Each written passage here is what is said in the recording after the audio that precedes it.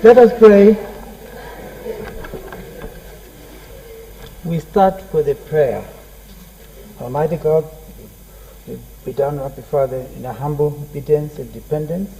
We pray Thee, grant us the grace to respect each other this day in all our consultations, that our deliberations today shall take place in the spirit of mutual trust, so that we, as leaders, shall lead our country on the path of peace and shall find solutions for issues and problems facing us.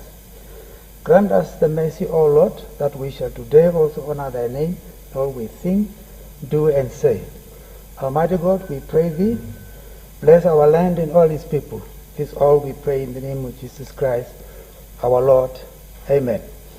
Affirmation: I solemnly affirm that I will be faithful to the Republic of Namibia and its people, and I solemnly promise to uphold and defend the Constitution and the laws of the Republic of Namibia to the best of my ability.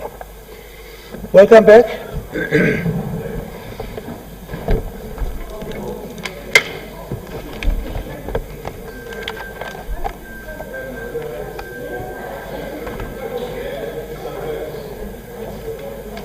Honorable members,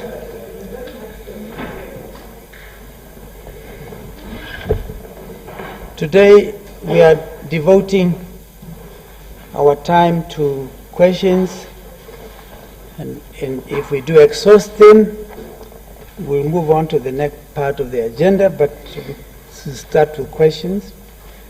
Before I do that, on the basis of consultation, on the basis of our rules, and after consultation with the Chief Whip of the PDM, the questions asked by former members of Parliament from PDM will not be put forward by the respective, will not be responded to by the respective ministers who have been asked to do so. However, if any of the ministers have written answers, they can be channeled through the office of the Chief Whip or the PDM. Thus, I will also request the Secretariat to remove these questions from the question paper for the reason that we will not be able to entertain them on the basis of our existing rules. And as I indicated, we also, as a courtesy to the Chief Whip for PDM, we had consultation on the matter. That's the ruling, and we move on to the next item in terms of information to be communicated to honorable members. Honorable members, in terms of Rule 55.3 of the Standing Rules and Orders, any member who have been absent for 3 consecutive meetings or more without an apology from the Standing Committee meeting cease to be a member of that committee. Thus, I have been informed by the chairperson of the Standing Committee on Public Accounts that the following members were absent for more than 3 consecutive meetings without an apology, and their membership to this committee has been terminated. The honorable members, once you go through that experience, you can still, your party can still put you forward to serve on any other committee. And the members in question is the Honorable Bernardes Swartboy, the Honorable Gotthard Kandume, the Honorable Joseph Kawandenge, and the Honorable Longinus Ipumbu.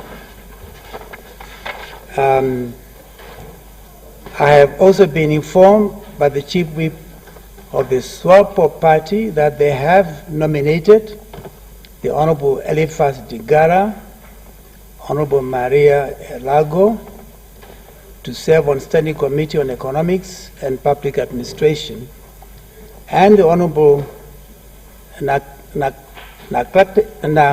Nanakleta Sekerete to serve on Standing Committee on Natural Resources. I'll move on. I have also been informed by the Chief Whip of PDM that they have nominated the Honorable Ina Koviao Hengari to serve on Standing Committee on Public Accounts, and that she is withdrawn from the Standing Committee on Human Resources and Community Development, but remain a member of the Standing Committee on Gender Equality, Social Development, and Family Affairs. The other way around. I'll read it again. I'll read it again. I'll read it again. I might have missed something. Yes, the Honorable Hengari to serve on the Standing Committee on Public Affairs, and that she is withdrawn from the Standing Committee on Human Resources and Community Development, but remain a member of the Standing Committee on Gender Equality, Social Development, and Family Affairs. We leave it at that. Thank you, thank you. Well, yeah. I declare all these members as duly elected to the said standing committees. I'll move on to the next item. I have also been informed by the Chief Whip of the SWAPO party that they have withdrawn the Honorable Eliphas Digara from the Standing Committee on Foreign Affairs, Defense and Security, and the Honorable Chikerete from the Standing Committee on Public Accounts. I have also been informed by the Chief Whip of the SWAPO party that they have nominated the following members to serve on the Parliamentarians for Global Action, PGA, the Honorable Berta Tignando, the Honorable Julieta Cabetuna, the Honorable Dr. Becky Njole Ojo, and the Honorable Johanna Kanjimi. So that is the changes that have been recommended for changes. Honorable Haruka. Honorable Speaker, the communication from my office, Honorable Speaker, is that the Honorable Koviao is also not on the Committee on Gender. She's not? She isn't. She's not there. Okay. Only public accounts. Only public accounts. Yes. So we will make that correction instantly, yes, as per your amendment. So decided? Thank you. Thank you so much. Okay. Anyway, I don't think anybody will be surprised. These adjustments are within the rules. They are to be expected because members, once they test the water, they can suggest that they move to another committee. So I'm saying this for the benefit of the new members. Please make sure there is an element of flexibility. It's not watertight. If you are not comfortable in that committee, just tell your Chief Whip to move you to an area where you are much more comfortable. Taco, any petitions? Reports of standing and select committees? Other reports and papers? Notices of questions? Honorable Isaacs?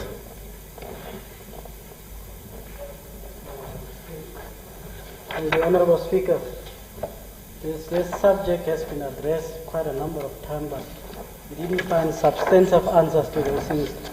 And there was also a motion sponsored by LPM with regards to this topic, but was shot down, unfortunately. But we need to move ahead and still ask questions because we are yearning for answers out there as communities. I hereby give notice on Thursday 7th, I shall ask the Minister of Agriculture, Water and Land Reform, Honorable Schlettwein, the following. Honorable Speaker, relating to Nekerdal Dam in the Karas region. Honorable Speaker, The dam has cost about 5.5 billion. The Negerda Dam is one of the largest capital investment, arguably the largest construction project in the size and employment of the state since independence. Over 5 years since the official commencement of construction, work on 11th September 2013 to completion in 2018, a colossal concrete wall rose to about 78.5 meters in height and about 518 meters in length at the crest, creating a dam worth about 40 square kilometers in worth, with capacity of 857 million cubic meters, or about 857,000 millimeters of water. This adds another enormous engineering project employed directly at the peak of about 2,500 and adding another 5,000 indirect jobs. The dam displaced a number of communal farmers, and between 40,000 and 80,000 hectares of farmland is covered by water. In other words, goats, sheep, and cattle cannot graze there. Honorable Speaker, the Negerda Dam construction was planned over 2 phases, the above being the first phase. The second phase is the irrigation scheme. So my question relates to the second phase of this project. Questions. About the same time as the commencement of the construction work, the government signed open-ended purchase agreements with one of the farmers for 1,900 hectares of land for irrigation in this phase. That farm being Slankop. Of course, the Honorable Minister, when answering a question in this House last year around March about Negerda Dam irrigation project, put it as if government had only the state considering acquiring land at Steinkop and 2 other farms. However, my sources who are the owners contradict that information. Honorable Minister, are you aware of the land purchase agreement that is now about 8 years old? What was the amount offered to the farmer at the time? Why is the deal not concluded and the purchase made? Question 2. The President, during a visit to the Arab Emirates, and later yourself as Minister of Agriculture, appeared to have promoted the Negerda Dam or the Negerda Dam irrigation project as investment opportunities to the Arabs.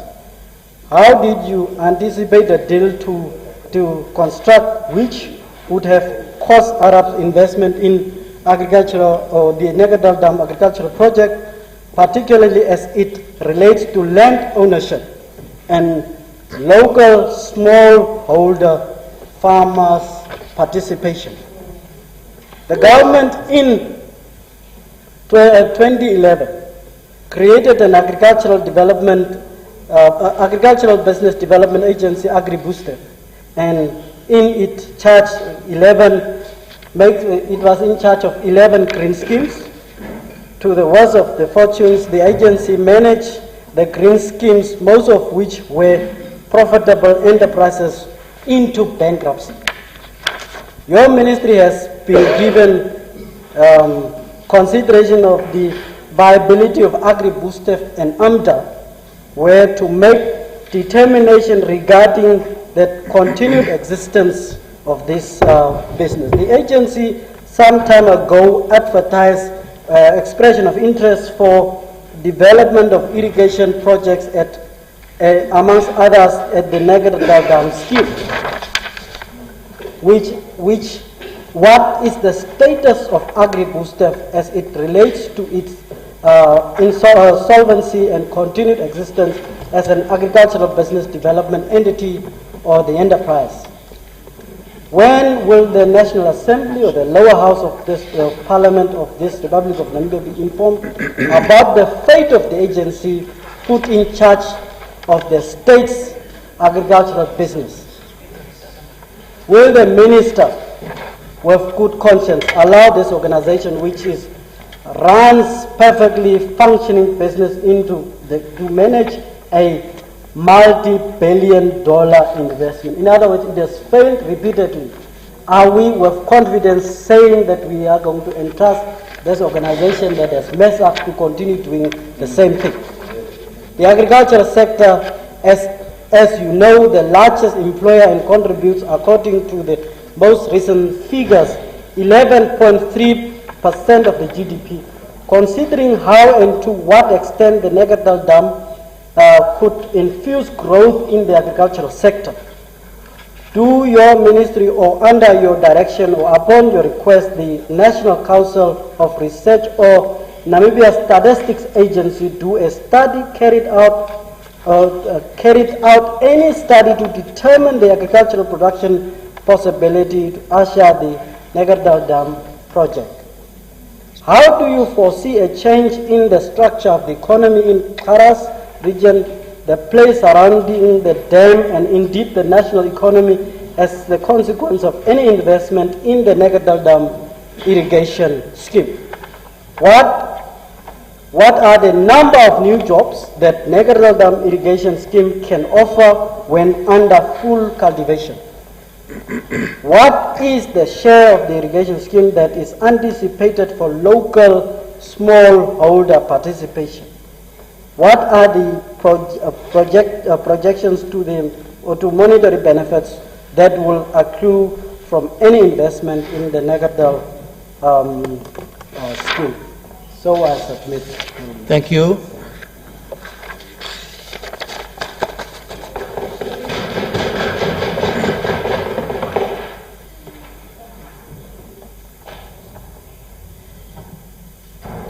Thank you. Next, Honorable Hungary. Safety. Yes, Speaker, I have two questions, and the first one is oral. Urgent. It's urgent question. Can I have the gist of it, please? Yes, it's about the Kunene cells that the regional commander has lamented numerous times that they are overcrowded. About what? The overcrowdedness, or the state of overcrowdedness of the holding cells in the Kunene region. In the Kunene region? Yes. Okay. Yes, Honorable Minister, the regional commander of Kunene region has, Commissioner Derura, has constantly lamented about the overcrowdedness of the holding cells in the Kunene region, and where you find that those with major offences and those with minor offences are all thrown together in one cell. I just want to know what the minister is doing about that. I mean, we're talking about young people who are just thrown in with professional criminals and not taken care of. And what are we doing to protect these ordinary Namibians who have unfortunately found themselves on the wrong side? On the wrong side of the law. Yes. Okay. I actually, the question reminds me. I shouldn't even. This thing of young people finding themselves in a crowded cell make me kind of shiver, because it takes me back to colonial time. But I'm not going to venture into saying much. I'll leave the question to the Deputy Minister.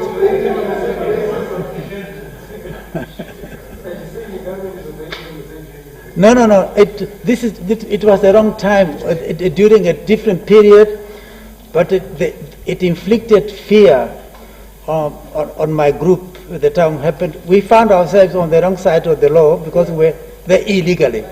Please. Thank you very much, Honorable Speaker.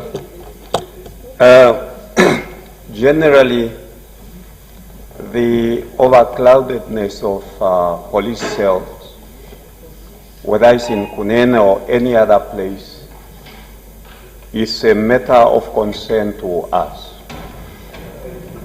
It is a matter of concern.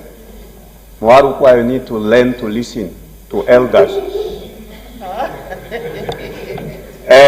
it's a matter of concern. Yeah, please, let's leave it. I'm Let's get the waiting for answer. him to finish Let's get the his, answer. It is a matter of concern. It is effect everywhere. But what we can do is quite limited, given the financial constraints. But you have witnessed that wherever we have built facilities, police facilities, we have added additional cells for us to be able to reduce the overcrowdedness. One of the solutions to that problem is the construction of what is called a remand facility.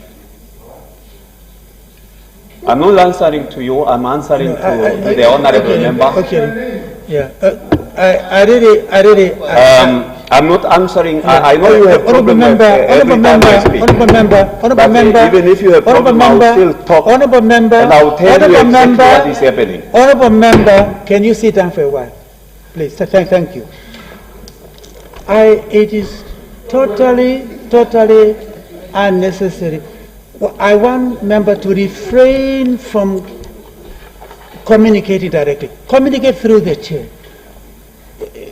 You don't allow yourself to be provoked, please, because the moment you allow that, you turn this house to chaos. So interjection never directed. Members should not communicate, because it will make things complicated. So let's leave it at that. Please, no. I'll give you the floor. I'll give you the floor. I'll simply say, please, let's hear the member complete your answer. Thank you. Yeah, please. I really want order. Comrade Speaker, nobody. No. Nobody. Let's leave it. No, I'm answering. Yeah. I'm answering the question. Okay. Nobody is happy with the overcrowdedness of the cells. That needs to be clear. We are not happy ourselves. Don't think we are being. I mean, we are happy. But what I'm trying to say is, if a person is arrested and is arrested for a suspected crime, he's taken in. And when you are taken, the taking in of people is never in the control of ourselves, because we, as a ministry, do not invite people to go and commit crimes. But what I'm trying to say is, generally, it is a bigger problem. It's a bigger problem in the country, not only in Ukunene. And what we can do, and what we have done wherever we went and put up a facility, we add additional spaces for the people that are arrested. So one solution that we are contemplating, but I'm saying contemplating because we are not able to do it now, given the financial, the limited financial resources that we have, is to create a remand facility from where, when immediately a person has appeared before the court, must be able to be transferred from the police cells into a remand facility. And that will ease the problems of our overcrowdedness. Yes. At the moment, yes, there are overcrowded cells.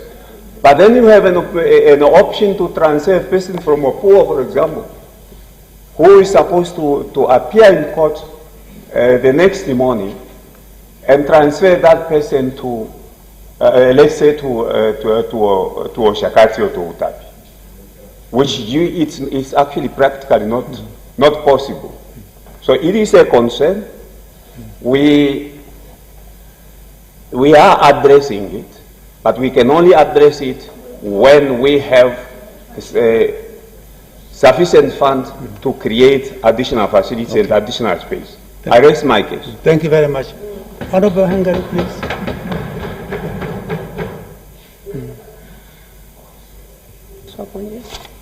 Yes, thank you very much, Deputy Minister. I don't think you really answered the question. But the Speaker allows, I'll continue to my second question, if it's okay. You have another question? No, my second written question. Okay. Yes, please. Thank you very much. Yeah.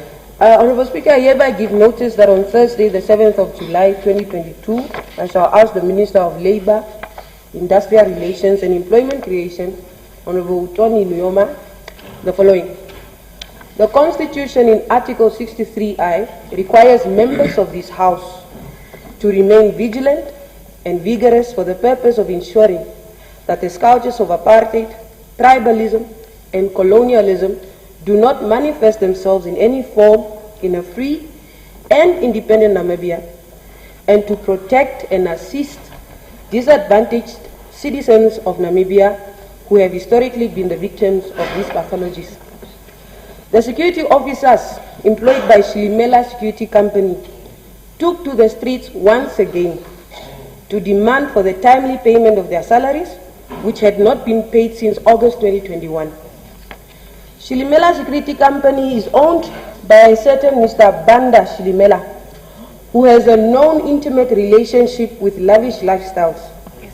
Since 2016, the said Mr. Shilimela has consistently been accused of deducting high social security fees, underpaying guards, and not giving security guards the correct leave days as stated in their contracts.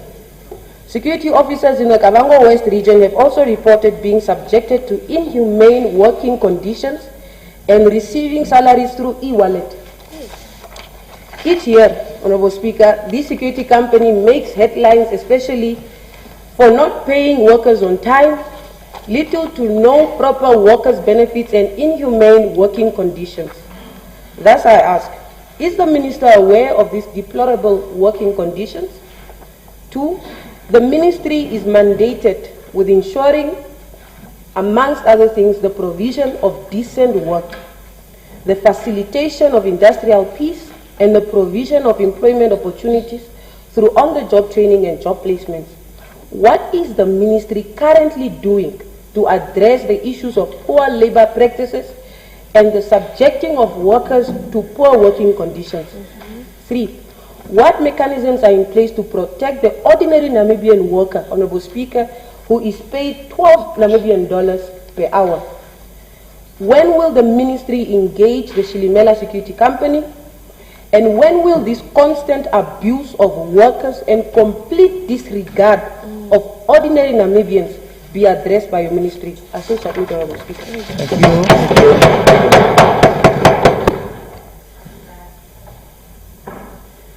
Thank you. Thank you. Honorable Marukwa. Yes, Honorable Speaker, just on a small point of procedure. Honorable Speaker, I take exception specifically to this obsession. You find a member would have a prepared written speech, and in that speech, they happen to read the name Muharukwa in that speech. This obsession about a single member should stop. An honorable member is standing up in the honorable house or guest house, answering a question to the Honorable Koyao Hengari, and he just happens to turn to the obsession of Muharukwa learn to listen. When Muharukwa is indeed listening, and in fact, when Muharukwa's trade is one of being able to listen and be able to convey and process information that I've listened to. The obsession of Swapo on Muharukwa should cease forthwith, Honorable Speaker. Please. Honorable Muharukwa, honestly, I'm happy for this intervention, and I'm telling you why I'm happy. At the time, it shows the time has come for us this kind of commentary about Muharukwa, so and so, calling each other, I think we should elevate the debate to a point where we should not refer to each other in that manner. We should never do it. I'm not blaming anyone particularly, but I'm simply saying we need to stop it. I think that is ready. But some people, it is. Wait a minute. It is sometimes done like a joke. Sometimes it's done in the form of a joke. But I think let's leave it. Let's stop it now.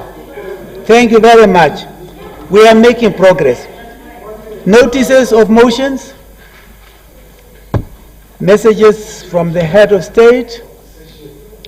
That done, I call about the Honorable John Mutorwa for a ministerial statement.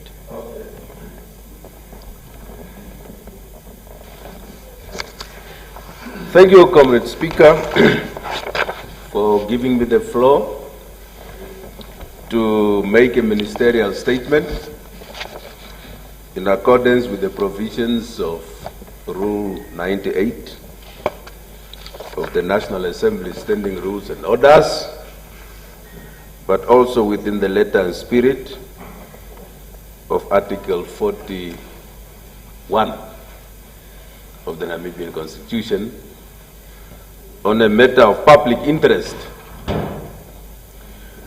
The subject matter of public interest is the current quarrels and squabbles within the leadership of the Namibia Bus and Taxi Association, NAFTA in short. Now, the information is as follows that I would like to convey to the general public through this August House. Various meetings were hitherto held by the assigned and responsible government of the Republic of Namibia's leaders, with the regrettably so deeply divided leadership of NAFTA. At all such meetings, the divided NAFTA leadership was always genuinely advised to convene a properly constituted elective NAFTA Congress in accordance with the relevant provisions of the legally adopted NAFTA Constitution. Such a properly constituted elective Congress would afford or would provide the bona fide NAFTA members an appropriate platform to democratically, legally, fairly, and transparently elect their leaders, leaders of their choice and out of their own free will. The last of such consultative meeting was held on the 18th of May 2022 from 3 o'clock up to approximately 7 o'clock in the evening in the conference hall on the second floor of the Ministry of Works and Transport. That consultative meeting was jointly chaired by the Minister of Works and Transport and the Minister of Labour, Industrial Relations and Employment Creation. Furthermore, 18 May 2022 consultative meeting was also attended by the respective senior officials of and from the Ministry of Labour, Industrial Relations and Employment Creation, Ministry of Works and Transport, buses and taxi owners, and also buses and taxi operators representing the various regions of our country. The two factions of the NAFTA leadership were also in attendance and participated fully in the meeting's deliberations. Amongst others, Honorable Speaker, it was also unanimously resolved at that meeting that NAFTA must really call or convene an elective Congress by not later than 30th of June 2022, which is today, at which one united, democratically elected leadership of that important organization would have been elected. Now let us look at some events and developments that were unfolding since that meeting. Following their recent NBC TV public statement, at which their leaders is allegedly elected, there's now one faction, at their February 2022 alleged Congress, were public presented, the one faction, which I would call the Munda faction, under the leadership of Mr. Munda, they also submitted a letter on the 15th of June 2022 to the Minister of Works and Transport. Now, through that letter, they presented the leaders that allegedly were elected at the February 2022 Congress. The Minister of Works and Transport responded to that letter on the 20th of June 2022. Of course, they have got my response or the minister's response. And if they are ready to make it public, that is their business. But we reiterated the government's position also in that letter. Now, yesterday, the 29th June 2022, during the NBC television's 8 o'clock main news bulletin, the other faction, the Nakathingo faction of the NAFTA leadership, and all of us who watched that news will agree, they publicly presented their leaders that were allegedly elected at their executive committee meeting. Now, I'm using this platform really to convey to the general public the advice from the government that were always provided and that would like to reiterate to NAFTA and NAFTA members. The first one, advice that we have been giving and that we are going to continue to give, is that the government of the Republic of Namibia, in this particular case, through the Ministry of Works and Transport and the Ministry of Labor, Industrial Relations and Employment Creation. Some people may wonder why labor. All associations get registered in accordance with the relevant provisions of the Labor Act with the Ministry of Labor, and NAFTA is one of those.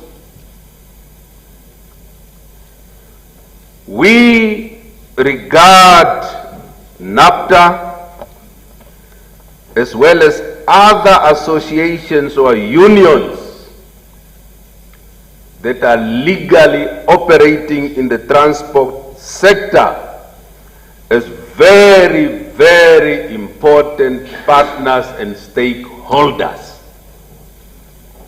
And NAFTA is a grassroots-based association. People who operate taxis and buses, they don't do this work just for the pleasure of it. It is a bread and butter issue. That is the position of government. Now, Article 21, Sub-Article 1E of the Namibian Constitution, the supreme law of this country, pertinently and unambiguously states the following, and I quote, "All persons shall have the right to freedom of association, which shall include freedom to form and join associations or unions, to form and join associations or unions, including trade unions and political parties." Very, very, very important provision.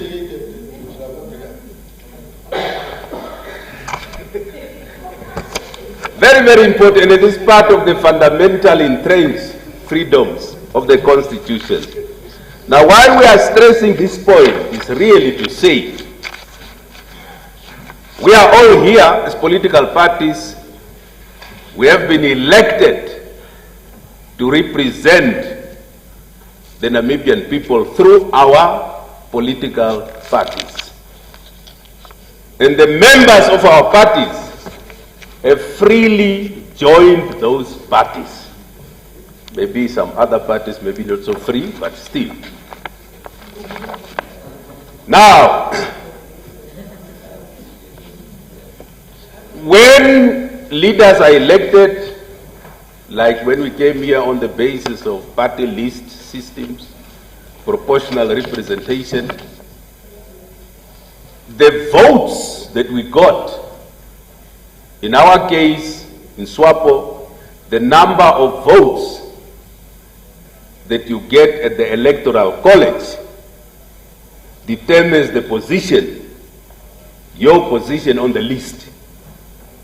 Now, if you try to tamper with that list and try to sneak in leaders that were not elected, like what NAFTA is now trying to do, you run into trouble with the provisions of the law of this country.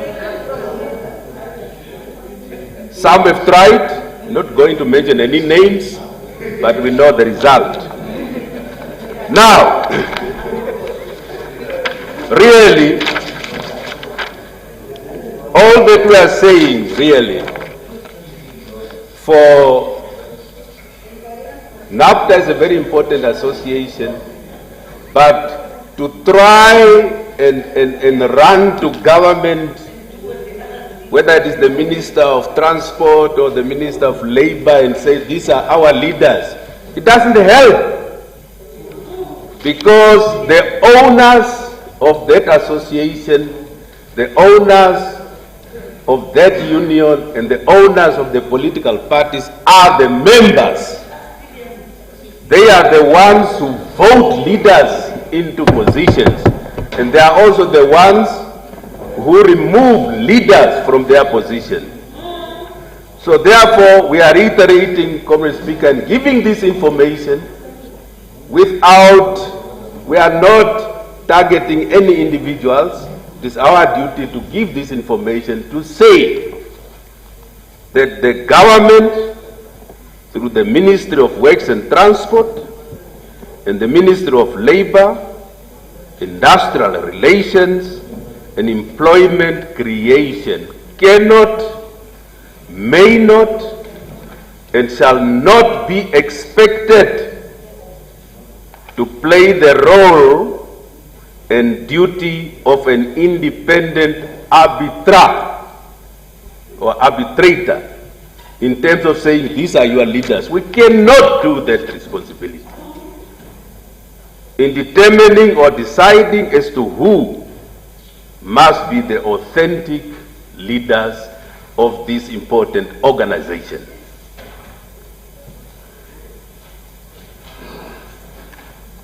Whether it is from this faction or that faction, we cannot do it. I heard yesterday on TV that, somebody was saying, even today we are going to give the list to the minister. To do what? It is the members who must decide. And if there is quarrels among the different factions, we are a country ruled by laws. The only avenue is now to choose the path of the impartial, objective, independent courts of law in this country. And they will adjudicate to say who are the democratically elected leaders in terms of the facts that will be presented to that court. Honorable Speaker, I felt on behalf of the government that this information is very, very, very necessary to the general public, in particular those owners and operators of this very important association in terms of buses and taxis. I rest my case. Thank you. Thank you very much. This is general public information. Can we leave it at that? Question time. We go straight to question number 29 from the Honorable Ms. Kawandeng is not in the house. So we move on to the next one. Question number 30 from Shumbwa, and he's equally not in the house. And we go to the Honorable Hengari. You put the question. Thank you very much. The Deputy Minister of Finance is here.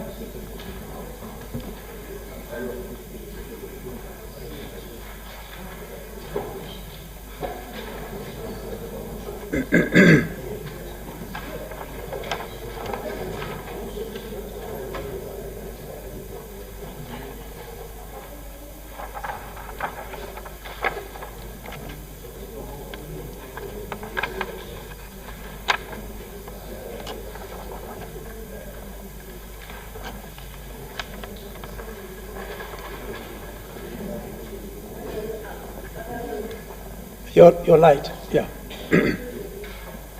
Honorable Speaker, yes, this is a long-standing question since 3rd of March 2022.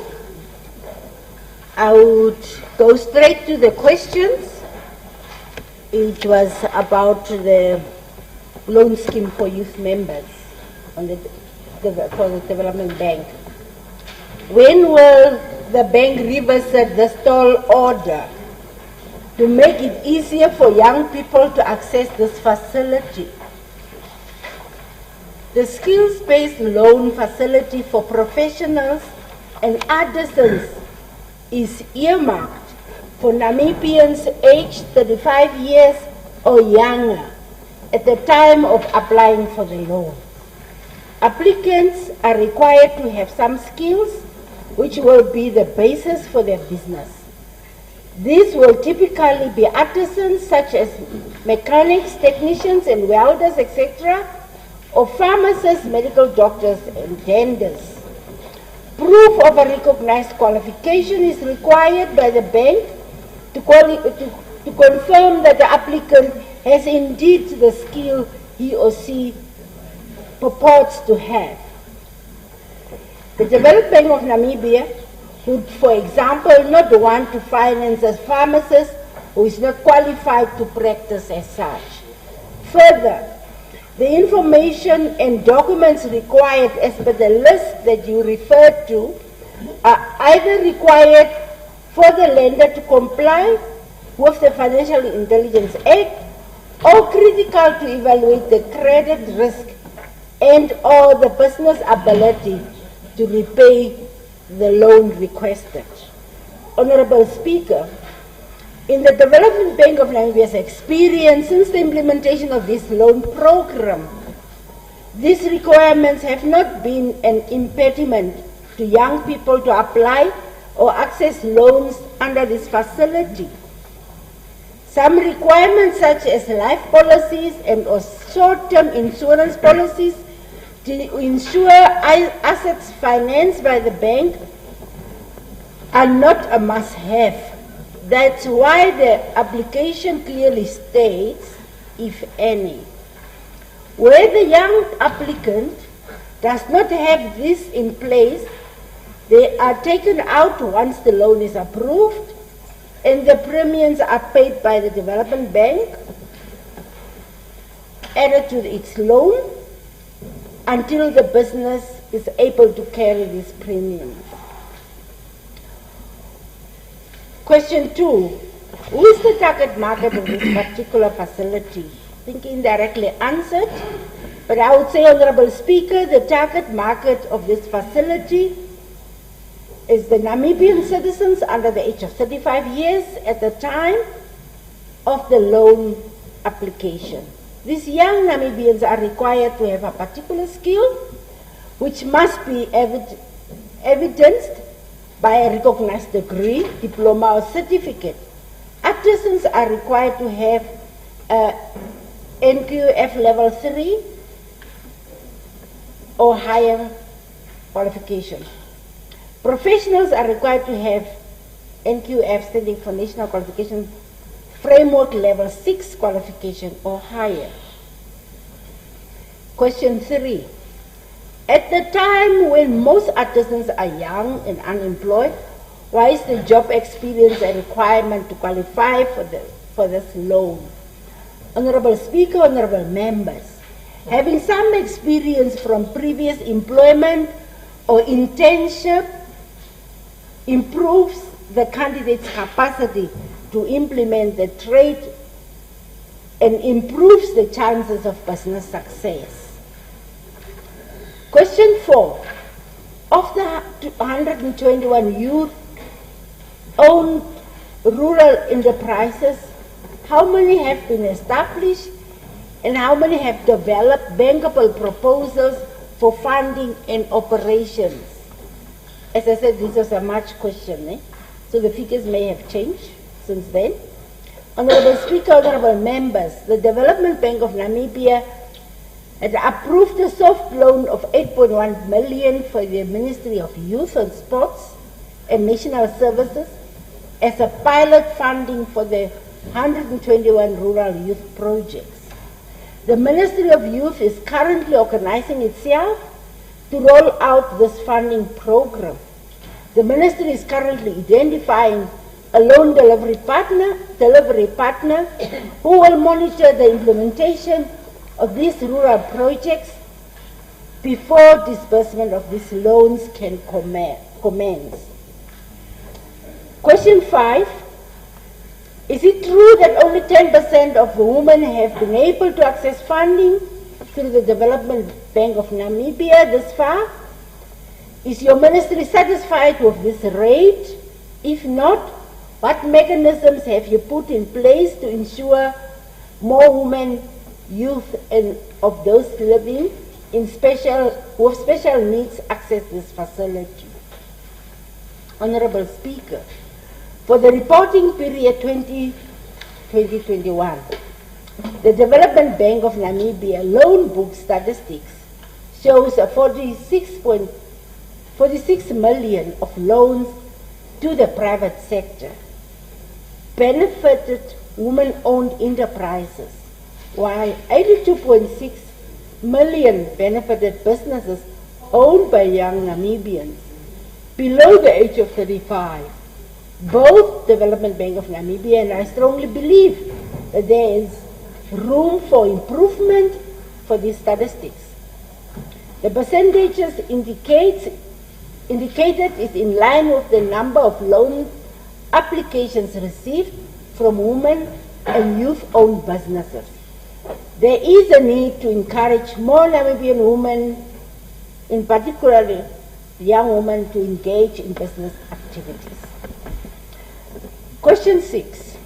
In terms of employment created from loans approved, are there any mechanisms to ensure the authenticity of information provided by lenders? What are those?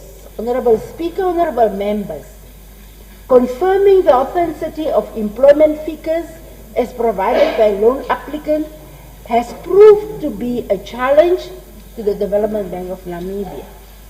As businesses, especially SMEs and startups, are in constant shifting phases, expanding, reducing capacity, changing business focus, etc., in response to the continuous changing business environment. It is an area the Development Bank of Namibia can make some improvement on in future, but this would require significant research and data collection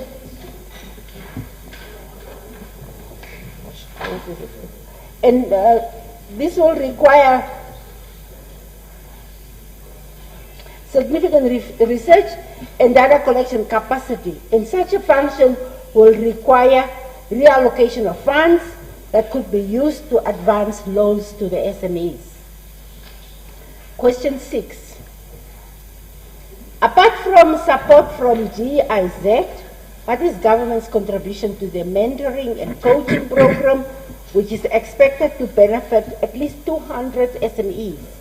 Honorable Speaker, the framework for a national mentoring and coaching program has been successfully implemented by the Development Bank of Namibia, and the first pilot training was carried out in 2021. This benefited 200 SMEs. The government will consider further funding for the continuation of this program if needed. This thing is jumping here.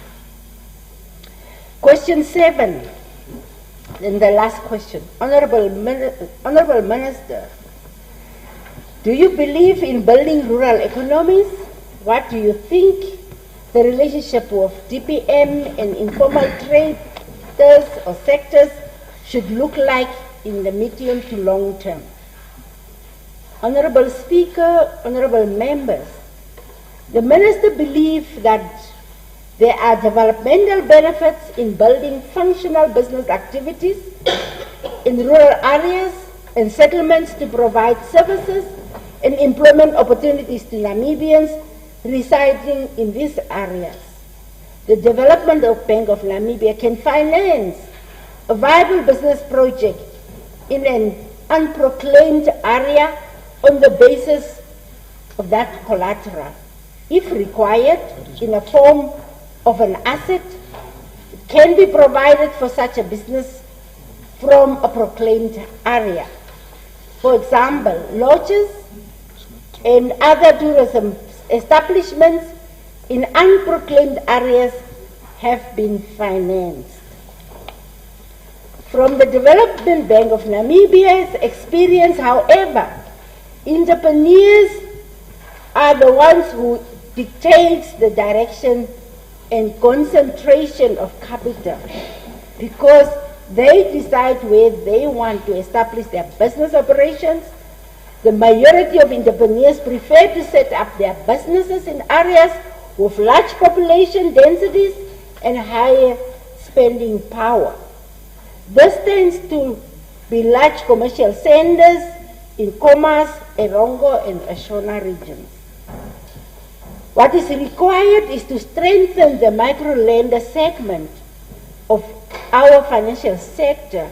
We believe there is an opportunity for commercial banks to lend more to micro-enterprises using the credit guarantee scheme. If lack of collateral is the reason a commercial bank is reluctant to lend to the micro-enterprise, which has an otherwise financially viable business, the said commercial bank can apply for security up to 60% of such a loan from the credit guarantee scheme, which has been implemented. Finally, I would like to urge all stakeholders and the public who are in need of financial support to approach the bank to be provided with reliable and useful information regarding these facilities that are being offered by the Development Bank of Namibia. I thank you. Thank you very much, Honorable Henry. Thank you very much, Honorable Speaker, and thank you to the Deputy Minister. It was quite difficult to follow, and I think it's also unfortunate that this question has stood over for such a long time. I mean, I posted this question in March. I wanted to find out as a follow-up, the 8.1 million that was availed as a pilot funding for the rural enterprises. I think my question I mentioned, the 121 youth-owned rural enterprises. When should we expect that money to be dispersed, Honorable Speaker? Because we're talking about monies that was availed maybe a year ago or 2 years ago. And does it mean that the ministry is saying that it's actually the Ministry of Youth that is failing and not doing its job? And two, the Honorable Deputy Minister says that all these requirements that I mentioned as part of the tall order that young artisans or young people and entrepreneurs must meet have never been a hindrance for them to access this loan facility. But in actual fact, they have been. Because, Speaker, I mentioned proof of income, 6 months bank statement, things that any ordinary young person would really not have, because in fact most young people don't even have bank accounts. So some of this, I do still believe that the ministry, especially the Ministry of Finance, can find a way to really make it easy for young people to access loan facilities, since we're encouraging young people to start SME, small and medium enterprises, or go into entrepreneurship and not wait for government, which is not God, apparently, to create jobs for them. So I think thank you. There is a window to do something for young people, to make it easier for them to access this facility. The point is well taken. Obviously, you have a copy. If you didn't hear all the details, you should have access to the actual statement. The Deputy Minister, anything to add before we move on? Honorable Speaker, it has been the assertion of the bank that this requirement has not been an impediment. Normally what happens, even when it is required that you provide proof of income, let's say a 6 months bank statement, that's an example. From my experience in banking, what it means is that at times if you have not maintained a bank account because of the bank charges, higher fees, and the low revenue that you are making, your record that proves that this is the daily profit you have been making, that suffers. So the proof of income for 6 months does not necessarily mean that you must have maintained banking relations. And I think I have also not implied that anybody has failed. the call is upon all of us to encourage young people to venture into business, take up self-employment, and facilities are available to assist them as such. So I think the call and the responsibility rests of everybody else. I thank you. Thank you very much. Let's move on. No, please. Thank you for asking the Yeah. for the question, because it also creates an opportunity to raise awareness around that. Yeah. Let's move on. Something, please. My dear, Just really, quickly, I'm so sorry, but I think it's important, Speaker.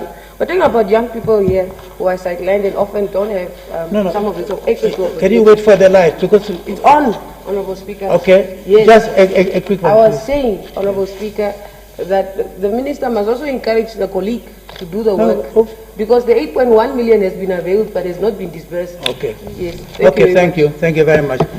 The next, Honorable Mukwailongo, you put a question. Thank you very much. And the question directed to the Minister, Urban and Rural Development.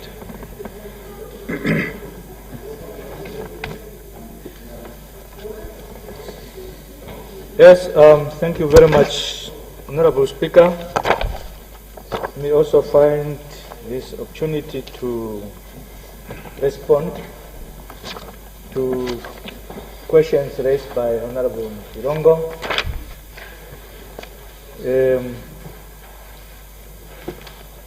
Honorable Mukirongo is concerned about the Rundu town, which he said is dirty, and there are no roads as the towns.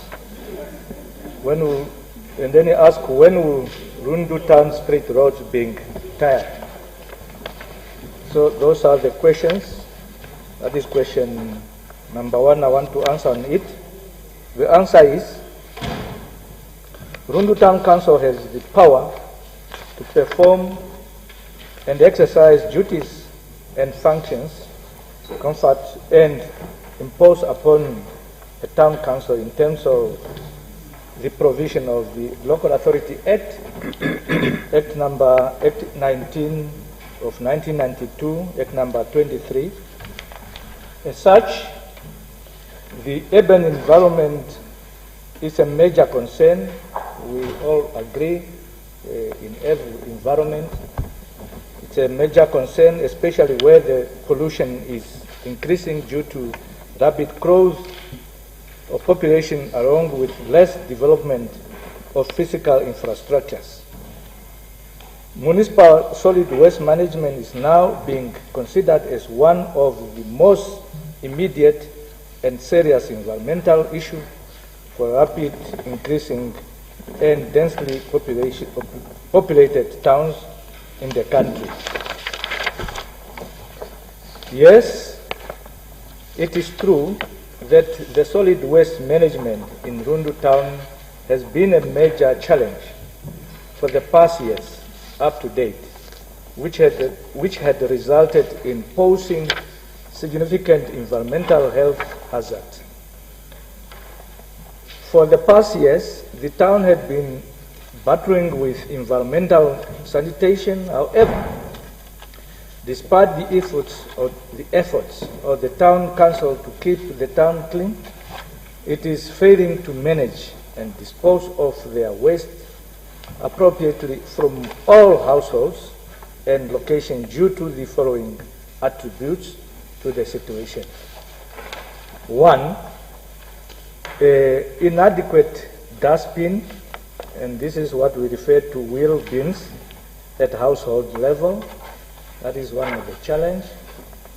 Two, insufficient number of waste collection vehicles, one skip truck and one compactor truck. Three, waste collection vehicle old and frequently break down. So these are some of the challenges. Four, shortage of personnel, only 7 team members and 3 drivers collecting waste for pollution of 110,000 population. Poor roads infrastructures in some informal locations, limiting access to houses. And then the last point here, informal location not paying waste collection levy. So this is also one of the challenges. However, the Council has resorted to the following to mitigate the situation. One, bought a new compactor truck which has been in operation as from the 21st February this year. And two, recruit 20 employees on contractual basis to assist the solid waste team. Three, the Council is from time to time requesting services from Rent a Drum, especially with emptying skip containers in case of skip truck breakdown. Four, planning on frequently conduct of cleaning campaigns. Five, planning to implement shift schedule and acquire more staff to complement the sections of solid waste section to render effective service to the inhabitant. 6, provide proper maintenance on the old compactor truck so they have then both operating. That is the measure. 7, street vendors need to be reorganized to prevent littering everywhere here and there in town. Therefore, the Council highly believes that with a few interventions, a change will be observed concerning waste management and town cleanliness. Roads. Rundu Town Council have appointed a contractor who is busy with the maintenance of the existing road infrastructure within the town. This will include rehabilitation of certain surface roads, planting of gravel roads, patching and sliding of surface roads, as well as regraveling of roads. Council also have signed a procedure agreement with Road Fund Administration, which will partly finance road upgrades within town. The challenges has always been and will continue to be, depending on the availability of funds, given the excess of 300 million owned by the residents. However, Council, on the other hand, need to put more effort to collect enough revenue to ensure the implementation of the much needed development projects. So this one is also a challenge when all of us, because when I say communities, all of us, to, give little that we have when the services are rendered to us. So you find only few who are paying for the services, and this is a serious challenge. And this is what the Town Council is also trying to mobilize and encourage the population at least to give little they have. So, question 2, the question was, what do you say in the current picture that you painted Rundu as a minister that is responsible? I'll only answer by saying, despite the many challenges that Rundu as a town face, I foresee a great potential for growth in the leadership capitalize on the opportunities such as the population and given natural resources within the region and the town in particular. Thus, I strongly believe that the ongoing ministerial inductions and consultation with both regional and local authorities countrywide will be able Council to modernize their techniques of governance to catalyze efficiency and growth of their local authorities. I think that is what we are trying to do, as you have been following, that we are continuing to train our fellow leaders at the sub-national level, at least to see how they can improve the situation of their localities. Hence, a meeting took place on 6 October 2021, whereby the Rundu Town Council requested for the assistance of the ministry to facilitate training of council staff members in general and especially in areas that relate to the core functions of the council. And I've already alluded to this, not only training councillors, but also training the officials. The ministry, in that respect, has the mandate to support the mechanisms and sustain urban and rural development, and a team is being sent out to assess and give guidance on governance and other developmental issues. Question 3, what is your involvement in the squabbles that have been going on in this town, or did you resolve the matter? My answer is, as a ministry and as I have just alluded to, we have and continue to engage the Rundu Town Council on issues of good governance and service delivery. And if you are following the national news, the ministry provided an induction course to all new councillors and continue to do so in order to prepare the local and regional council for their role to serve the communities of their localities.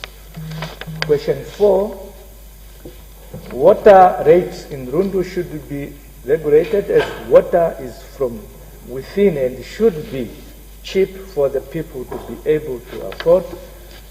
The answer is here that the setup on municipal council has always had 3 classifications of services, namely, 1, it's a trading service.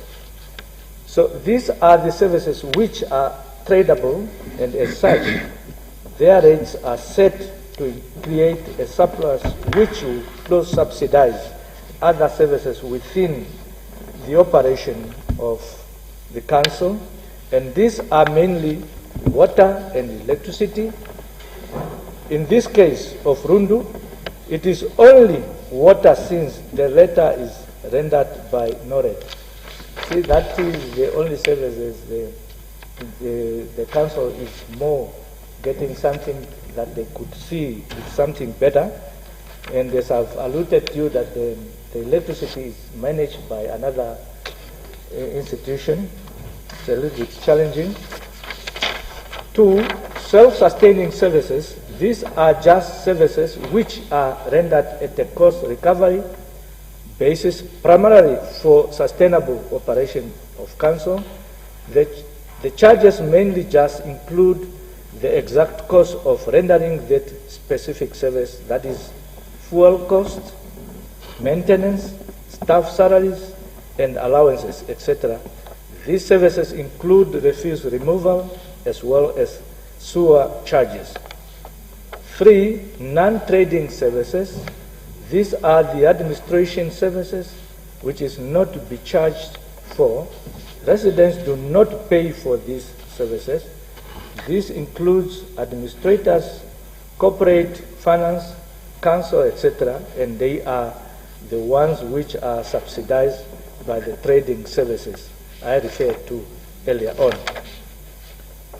Moreover, council, when setting up the tariffs, they consider the probability of tariffs increase from the non-water utility, because your tariffs depends on what the main one, that is non-water tariff, that is where you base also your tariffs, and hence the tariffs of council will have at least a few cents above that of non-water.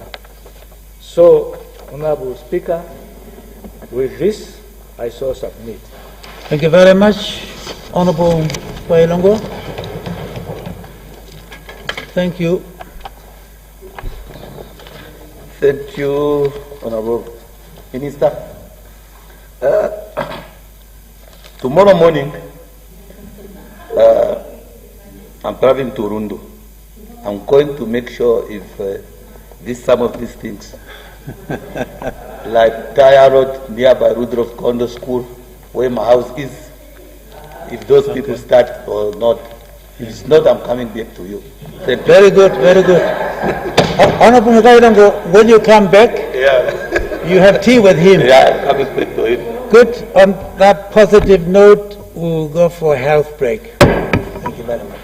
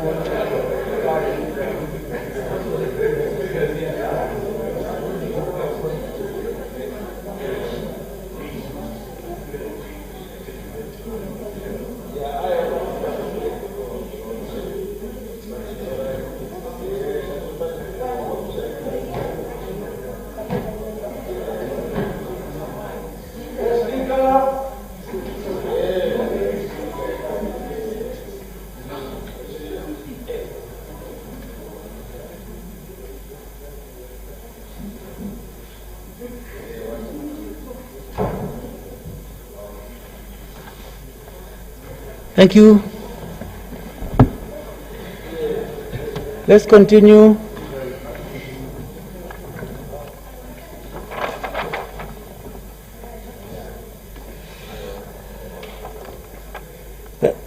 Question number 36 and 37, the member is not,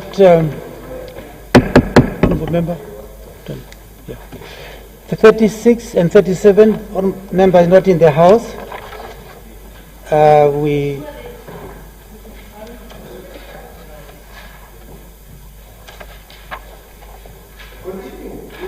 Yes. Question number 40. Question number 40. Honorable member, please, I was saying earlier, I really don't want let's not cut that out. I'm sure most of you have seen many parliaments in the world. We don't have things like that. Why are we lowering ourselves to that extent? Yes, yes. Question number 40, the Honorable Fafan Beg, you put the question? Question number 440. Thank you very much. The question is directed to the Minister of Defense and Veteran Affairs.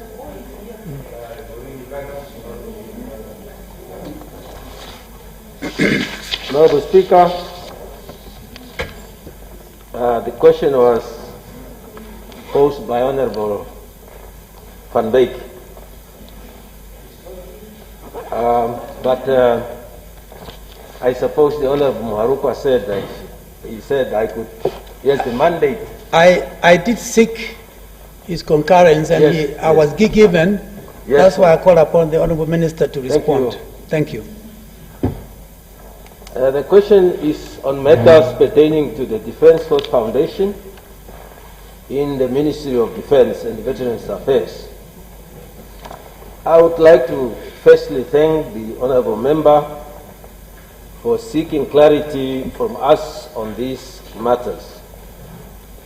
I will begin by addressing a misconception in the introductory remarks narrative where he stated that no provision is made for the auditing of the financial statements of the Defence Force Foundation, as it is regarded as private, as indicated by the Office of the Auditor General.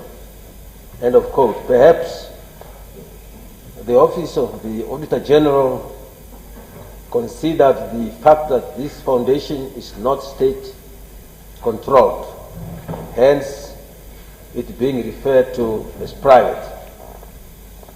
The fact is, the general regulation relating to the Defence Foundation, Defence Force, to the Namibian Defence Force, regulation number 17123 of the Defence Act, section 72, 1 D-E, make provision for the auditing of the books of the account of the Defence Force Foundation.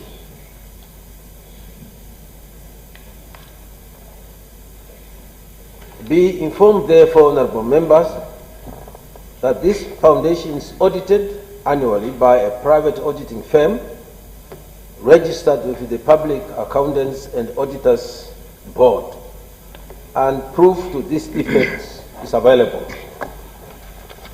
With regard to your first question, which is two-pronged, there were 6 trading institutions, clubs and messes which existed in terms of Section 87(2) with the Proclamation of Defence Act 1 of 2002. These are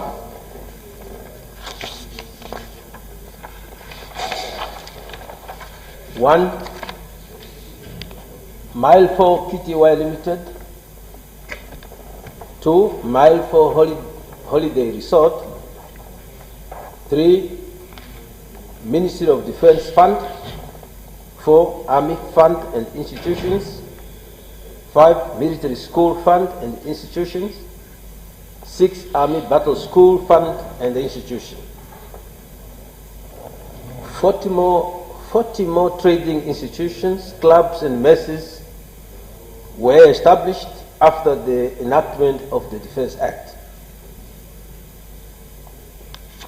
Honorable Van Wyk wanted also to know how many tenders were awarded by the Ministry through the Defence Force Foundation over the past 15 years and what amounts are involved. No tender has been awarded by the Ministry through the DFF to any individual company or any government institution over the past 15 years. As to how tender process at the DFF works, should the DFF require a specific service to be provided, the tendering process is open to any company or individual, and bids of expression of interest are solicited. However,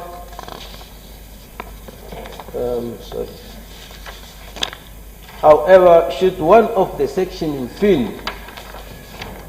within the Ministry of Defence have the capabilities to provide such a needed service, tendering will not be required. In response to your fourth question, Honourable Member, it would have been of great assistance to both yourself and ourselves had you chosen a period in which we would provide you figures of the funds that have been generated over that period. However, our final statements are readily available for your perusal. And as to how members from ranks lower than that of captain have benefited, the principal aim of the fund is the enhancement of the welfare and benefits of all members of the NDF and their families through some products such as the establishment of messes such as canteens in the bases, recreation facilities for the promotion of sports activities, and by extending the promotion of a healthy lifestyle. A regimental fund aimed at assisting members with loans. 25% discount on accommodation and trade offered to all members at the DFF trading institutions, clubs and messes. C, and a social welfare and emergency fund grant for the assistance of members with medical and other unexpected emergencies.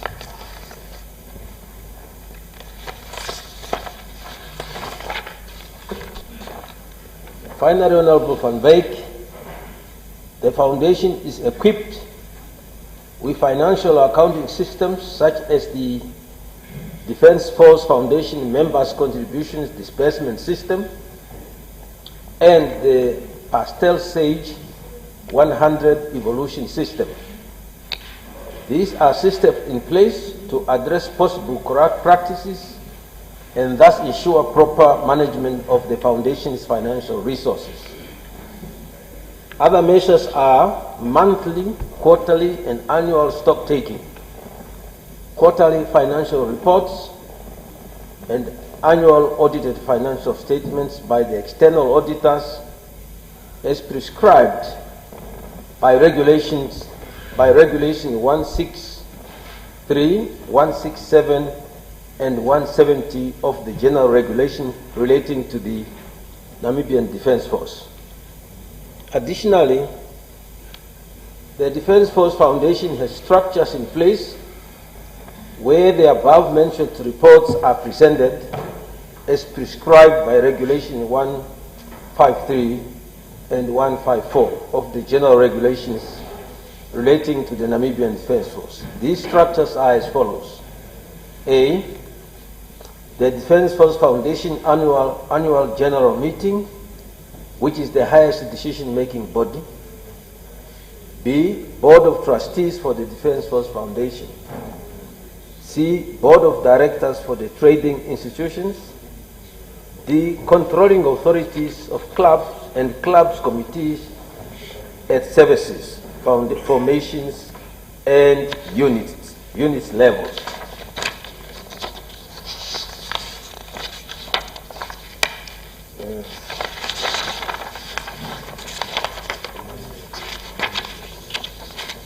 As I conclude, I would like to once again thank you, Honorable Member, for the questions.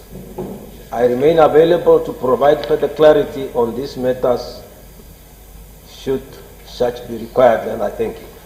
Thank you very much, and I hope the response will be made available to the Honorable Member. You put next question from the Honorable Van Wyk.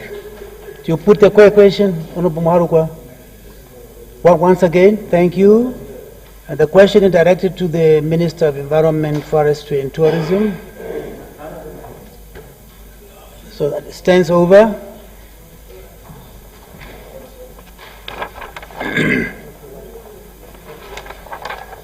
Question number 48, the member is not present, stands over.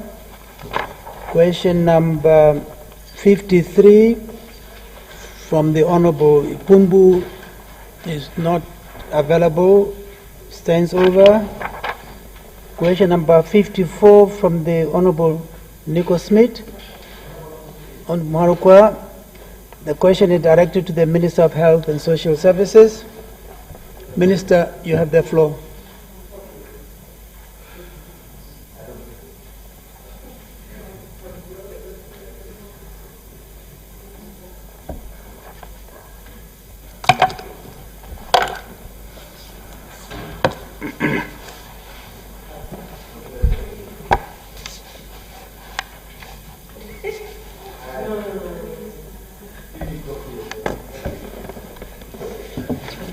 We've just come back from coffee and tea.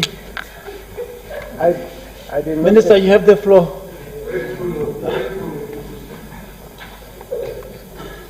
Please.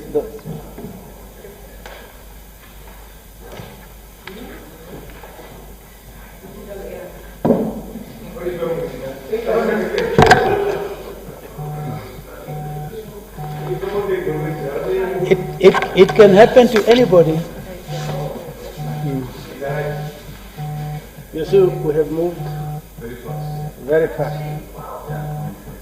Thank you very much, Honorable Speaker. Thank you, Honorable Maharuka, on behalf of Honorable Smith.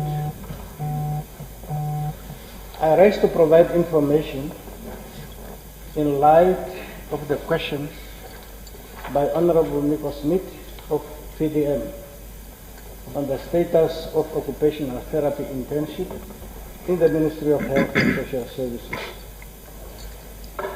The Honorable Member inquires as to when the internship for occupational therapy interns is going to commence.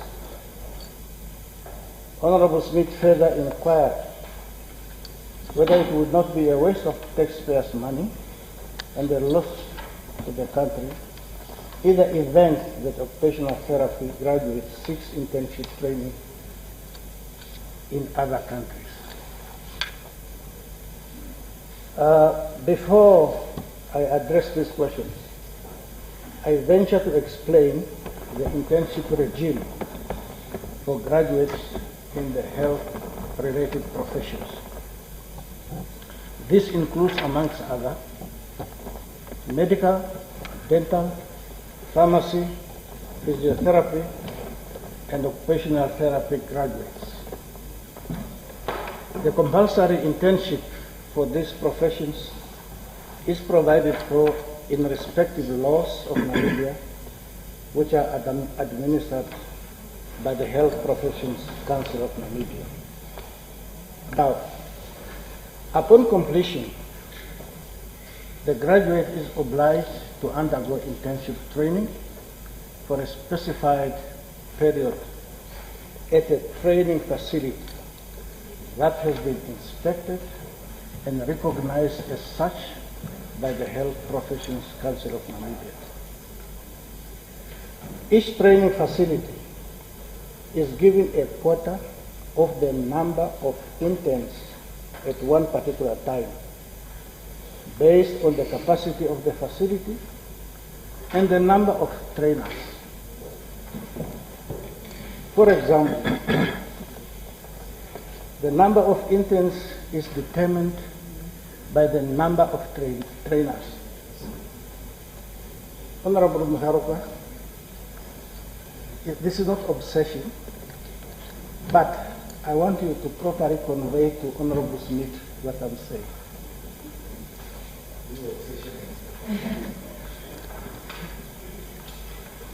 If the number of trainers is 4, for example, and the ratio of trainer to interns is 4, then the number of interns shall not exceed 16. Windhoek Hospital Complex, that is Windhoek Central Hospital and Katutura Hospital, has a quota of 12 interns for occupational therapy. 9 occupational therapists graduated from the University of Namibia School of Medicine, and 1 graduated from the University of the Western Cape in the Republic of South Africa. Their applications forms for internship were received on the 28th of January 2022 before their initial graduations in May 2022. A submission for clearance was prepared on the 7th of February 2022 and was received on the 14th of February by the Cabinet Secretariat. Clearance was obtained for 9 graduates from the Office of the Prime Minister on the 17th of February 2022. The Ministry then prepared placement letter on the 7th of March 2022, which needed to be taken to the Health Professions Council of Namibia for registration as interns. Only 7 graduates managed to register, and the remaining 2 could not do so due to some other reasons. It should be noted that the issuing of registration certificate takes a while to be processed on the system at the Health Professions Council of Namibia. This could be due to workload or other administrative processes. Now, upon receipt of copies of registration certificate from the Council, the Ministry prepared a submission dated the 11th of May 2022 to the Public Service Commission, and which was signed off on the 30th of May 2022 by the Public Service Commission Secretariat. This submission requested that the training program start in June 2022. However, the Public Service Commission is yet to provide feedback in this regard. In the meantime, the 2 outstanding graduates managed to register with the Health Professions Council, and their registration certificates were received on the 14th of June 2022 by the Ministry. Now, on whether the Minister is aware that some of the graduates are trying to find internship outside the country, the answer is a definite no. It will, however, be unfortunate if any of them will contemplate such a move. In any event, securing a place in a foreign country will not be easy and faster than waiting for a week, a few weeks in a week. It should be noted that the Ministry of Health and Social Services has never had internship training for occupational therapy cadres before. This is the first time that the Ministry is implementing internship of such cadre. Due processes have to be followed first when implementing internship. For instance, the facility needed to be assessed for accreditation to train a certain cadre for internship. In the past, No facility in the ministry was accredited to train occupational therapy interns. Hence, this process was only started after the University of Namibia has come on board to offer occupational therapy program. So this was the first group of students, the first group of graduates that the ministry has received to be trained as occupational therapy interns. I wish to call the attention of the House to the fact that there are administrative processes that ought to be followed before graduates are finally enrolled in the course. Moreover, it should be noted that this profession is regulated by the Health Profession Council of Namibia, and training facility of the ministry is done according to the availability of well-skilled and experienced trainers at accredited facilities, as well as the availability of space based on the number of trainers available per accredited health facility. I'm pleased to inform you that at the moment we have adequate space and trainers available to commence with this program. The maximum number of occupational therapy interns is 12 for the Village Hospital complex, but the current number of interns is only 10, so we have sufficient space for it. All of them will be absorbed. The internship program for occupational therapy is expected actually to start on the 1st of July. So by Monday, this cadre, the moment we receive a go-ahead from the Public Service Commission, all the system is ready and it can start on Monday. The ministry is trying its level best to ensure that Namibian graduates who are completing their studies locally or abroad, when they approach the Ministry for Internship Program in various programs, they are assisted in line with accreditation status of health facilities where they may be accommodated for internship. I thank you for your kind attention and also for posing the question. Thank you. Thank you very much. The honourable member will certainly get a copy of the report. Question number 55. Of when people don't listen and the person finish speaking, they just clap. I want to ask Honorable Nekongo there.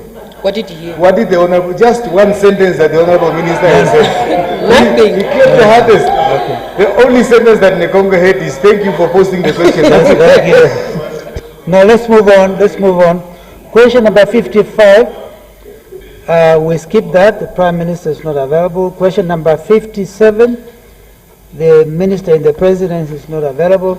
Question number 58. The Minister of... Yes, the Deputy. You put the question on behalf of the Honourable McHenry Benani. Question number 58.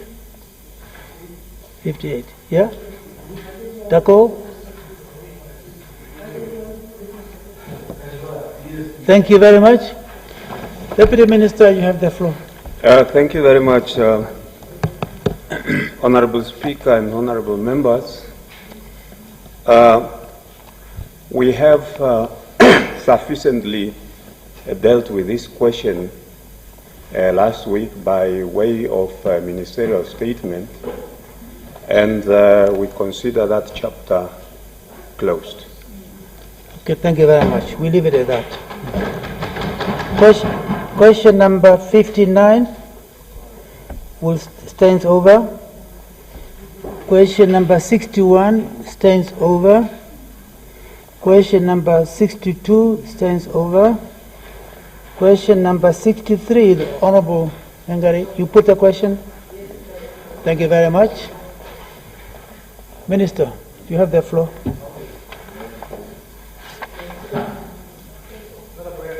Through Chair, Honorable Speaker, also ask the indulgence of the House to stand over this question. Thank you. Thank you. Thank you. We basically have gone through the question that needed to be dealt with. We are now done with that part of the agenda.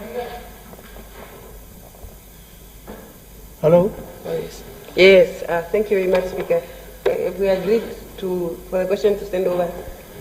Yeah, the minister is not ready to This is a respond. very serious question, Honorable Speaker. Yeah, but Yes. we are not saying it is not serious. We're talking about employees who are subjected to Honourable member, victimization at any there's time nothing. and protected. No, there's nothing we can do now. Yes. Yes. But just for the minister, He will to come undertake. prepared to the Yes. House. He And will take undertake those to issues respond. seriously. Thank you very much. Yeah.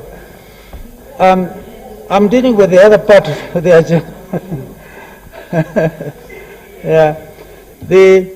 I want to verify whether when we started after tea break, we were operating under what we call the working quorum. And now we are going to deal with issues that we need to decide on. But I'll go through them, and when you get there, you advise me accordingly, depending on the number in the House. The first order of the motion is the one of the Honorable Shumbwa, and the member is not in the House. Yeah, I'm not disputing. The Secretariat are actually checking. So we will skip that. The second notice, the Honourable Member also not in the House, so we skip that. And then we go to note the third notice. The third notice is of motion is the one of the Honourable Deputy Minister of Finance. Does the Honourable Deputy Minister of Finance move the motion? And she's not there. Oh, okay. So Honorable Speaker, may I ask for the indulgence of the House for it to stand over to Tuesday? Yes, I'm with you. I want to ask for the indulgence of the House for my introduction of the motion to stand over to Tuesday. Okay, Which one is it? so decided. Thank you.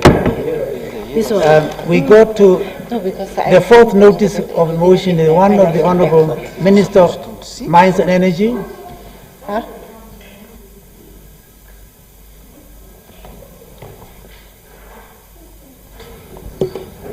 Does the Minister of Mines and Energy move the motion? I do, Mr. Speaker. Who seconds the motion? Thank you. Any objection? Agreed to. Honourable Minister, you have the floor. Thank you very much, Honourable Speaker, Honourable Members. It is my honour to present to this August House the newest Southern African Development Community SADC organ, the SADC Center for Renewable Energy and Energy Efficiency, SACRE. The center is currently proudly hosted by Namibia through the Ministry of Mines and Energy. Now, Honourable Speaker, I presume that we are all aware of the challenges that the SADC region faces with regard to energy issues, where over 50% of the region's population of around 370 million people still do not have access to clean and affordable energy services. And to make matter worse, even those that are connected to limited electricity grid do face power supply interruptions due to inadequate supply. And this has a severe impact on the region's developmental aspirations as expounded in the SADC Vision 2050 and other regional developmental strategies. Honourable Speaker, the irony to this quandary is that SADC is endowed with both non-renewable and renewable energy resources, such as solar, wind, biomass, and hydropower. In fact, recent studies by SACRE itself indicate that energy generation potential for both wind and solar exceeds current and future electricity demand all the way up to 2040 in all SADC countries. These results are confirmed by similar studies from international organizations such as the International Renewable Energy Agency. But to be fully exploited, renewable energy technologies still face many challenges that include appropriate policies, relevant planning processes, adequate skills to plan, operate and govern renewable energy-rich energy systems, as well as affordable funding. These and other many challenges which are similar across SADC member states need to be addressed holistically and in a coordinated way. Honorable Speaker, Article 21 of the SADC Treaty mandates SADC member states to cooperate in all areas necessary to foster regional development integration based on balance, equity, and mutual benefit. In that respect, in August 1996, SADC member states concluded a protocol on energy in the region for promotion of cooperation in the energy sector. The protocol was revised in 2021, and to support these purposeful intentions, a closer regional cooperation and development on regional energy and energy efficiency sub-program has for many years been a priority for the energy subsector. In pursuance of this priority, the SADC energy ministers at their 33rd and 34th meetings held in Maseru and in Johannesburg in May 2013 and July 2015 respectively approved the establishment of the SADC Center for Renewable Energy and Energy Efficiency, which is an intergovernmental organization.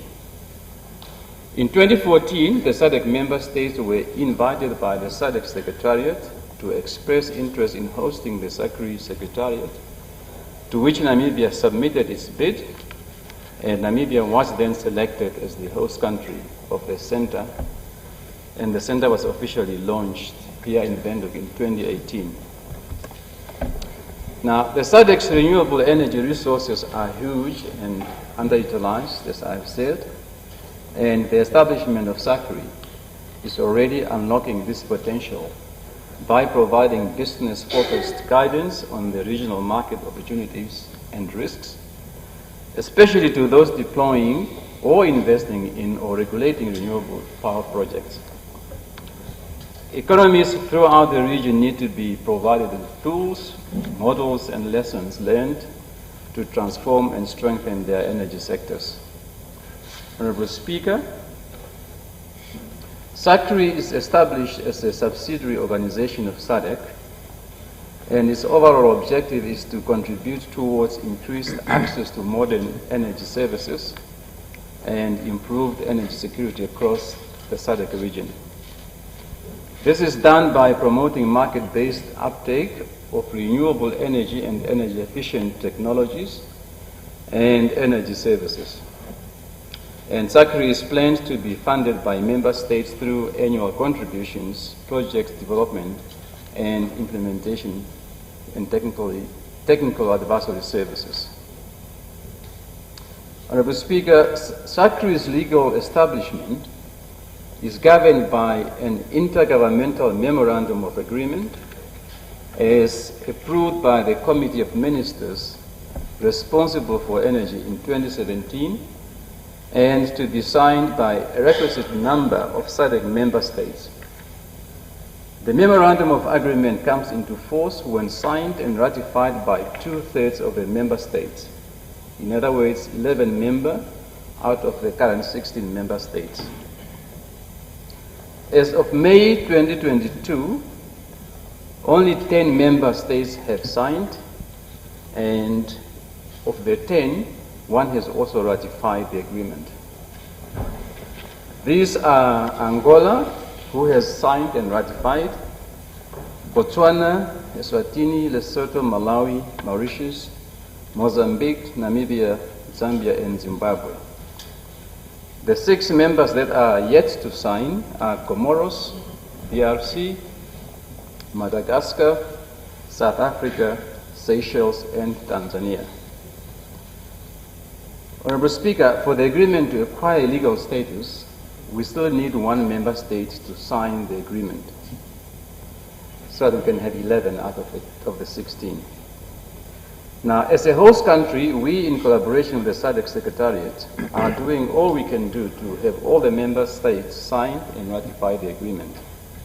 And because of the lack of legal status, currently the SACRI is operating as a project of the Ministry of Mines and Energy on behalf of the SADC Secretariat. Honorable Speaker, honorable members, the lack of the legal status of SACRI has reputational and financial implications.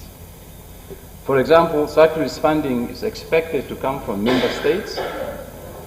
However, so far no member state has made any financial contribution to SACRI because of the lack of a legal status. The operations of SACRI are funded by the government of Namibia and by development partners such as UNIDO, the Austrian Development Agency, IRENA, SIDA, and the World Bank, the European Union, and the German federal government. Now, the benefits of SACRI to the SADC region are immense, Honorable Speaker, and to Namibia it's even more so, given our ambitious strategy to develop our renewable energy potential, including that of green hydrogen. The energy access and energy security challenges are immense and can be addressed by promoting regional cooperation in the energy sectors through entities such as SACRI. It is on this basis, Honorable Speaker, honorable members, that I ask that we, as Parliament, ratify this agreement, given that we are the host country. And after ratification, the Deputy Prime Minister and Minister of International Relations and Cooperation shall then deposit the instrument of ratification with the SADC Secretariat. I so submit, Honorable Speaker. Thank you very much. Any further contribution? Yes, Honorable Kashimone. Thank you, Honorable Speaker. Honorable Speaker, I beg the intelligence of the House to postpone this particular agenda point to next week, Tuesday. Next week, Tuesday? Yes. Is anyone else? Yes, Honorable Minister, you have the floor. Thank you, Honorable Speaker. I rise to support this motion. As we have heard, the combining force of SADC would induce not only financial possibilities to develop alternative energies, and we are a country that has got tremendous potential for alternatives, just as it was mentioned by Honorable Awendo, that is especially wind and solar. We have started to engage the green hydrogen agenda, which as its fundamental pillar needs alternative energy resources to be developed. And through this cooperation agreement in SADC, we would surely be able to leverage the necessary financial capability to develop these resources. So I fully support it. I have a question now. If 11 countries have signed, it will have a legal status, but it is not yet in force, because that would need that those 11 countries then also ratify, I take it. So I just wanted to know, what are the chances that we will succeed in ratification of these resources, because that is actually the incident precedent for financial cooperation and for enforcing the provision. That is the only question I have, although I support it. Thank you. Thank you very much. In the absence of any further contribution, we will take up this important item next Tuesday. Next week, we might need to review the various items of the agenda to make sure that anything that is urgent does not lapse, since we are moving towards the middle of July, when we have to go off for recess. So agreed. Thank you very much. We move to the next, the fifth notice of the fifth notice is the one of the Honorable Deputy Minister of Health and Social Services. Does the Honorable Deputy... No, she's not here. Can we skip that? In her absence, we move to the Secretary will read the first order of the day. A resumption of debate on the appointment of members of the Land Reform Advisory Commission.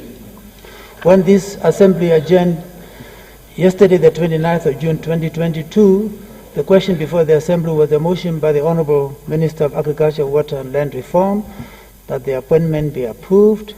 Any further contribution?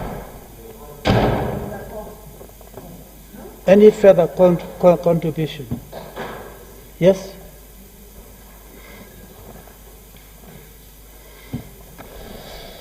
Yes, thank you, Honorable Speaker. Honorable Speaker, I think at the end of proceedings yesterday, the Honorable Fries had asked for the matter to be postponed to Tuesday. So I thought the Speaker had said that if anyone wants to speak on it today, it shall come today, but it stands postponed in his name to Tuesday.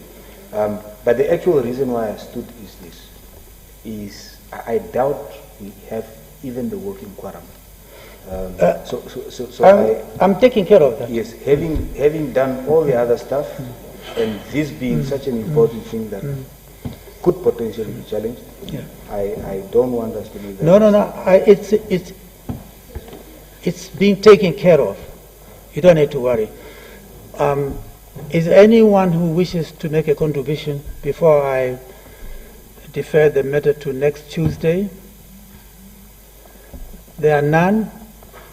So your request for us to take up this issue next Tuesday, and again, is one of the items that we need to prioritize in the light of the fact that we are moving. Yes, Honorable Minister. Yeah. Honorable Speaker, I hear, but I just wanted to know what the reason for a postponement is when Honorable Fries is in the House, and he can make his contribution just as well. Okay, I'm going to him. Honorable Fries, are you not able to make a contribution? Yeah. Honorable Speaker, I am unable to speak today because I have been.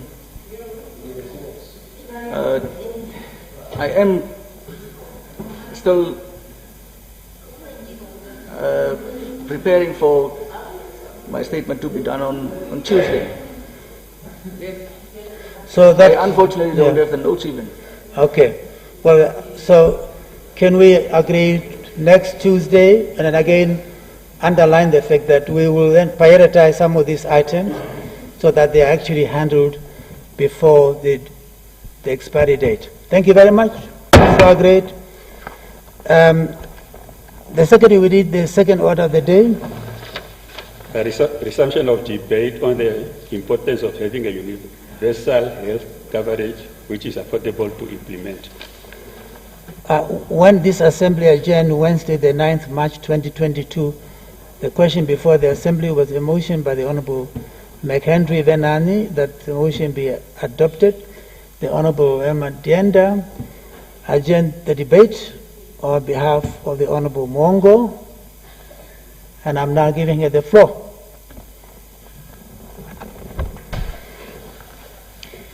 Thank you, Honorable Speaker.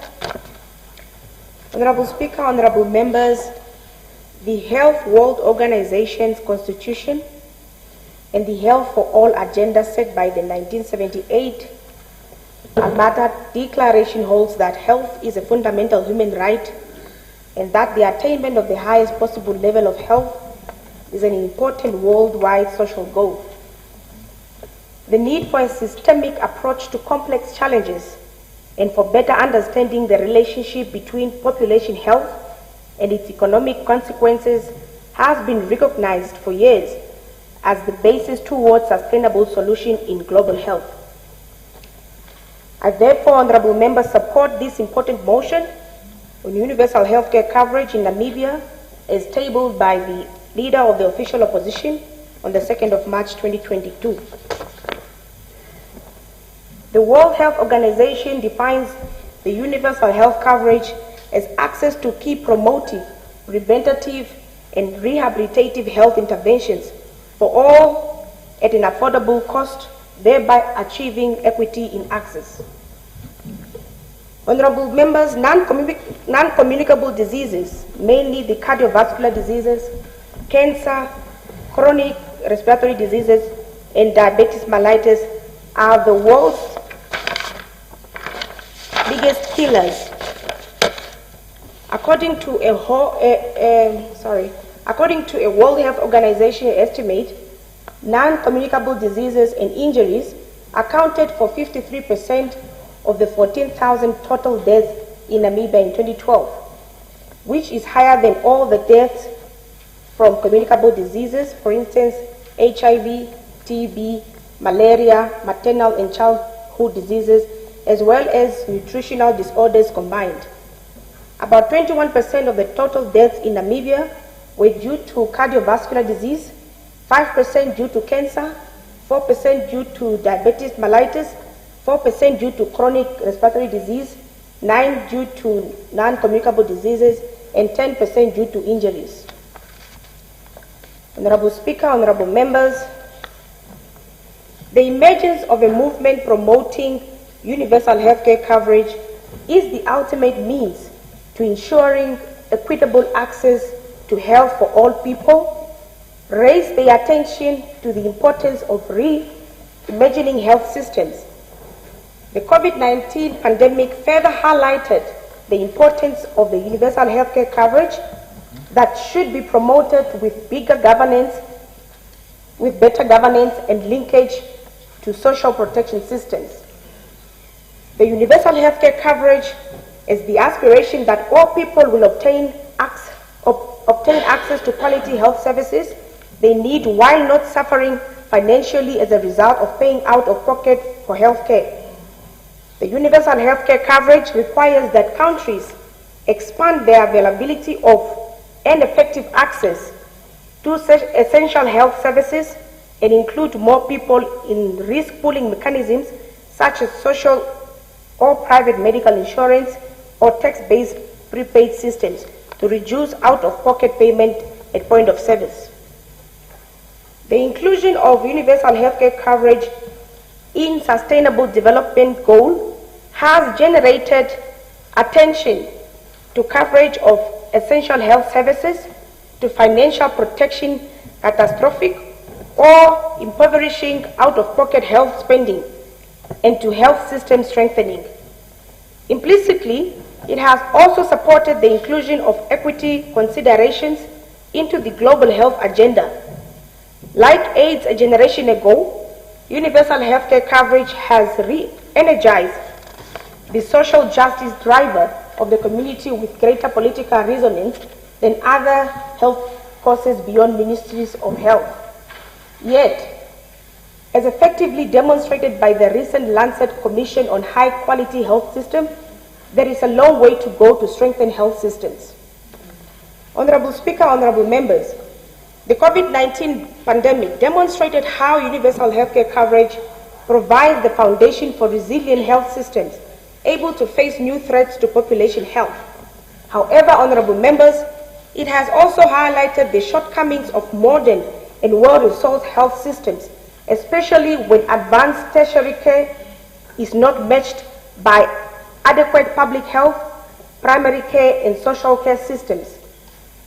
In many countries, honorable members, this imbalance meant slow implementation of essential public health measures to promote enhanced hygiene practices, isolation, and physical distancing, in particular to protect the most vulnerable groups such as the elderly, people, and they have children.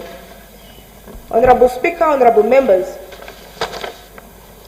in 1994, Parliament passed the Social Security Act 34. Within this Act, honorable members, Section 32 talks about the establishment of a National Medical Benefit Fund.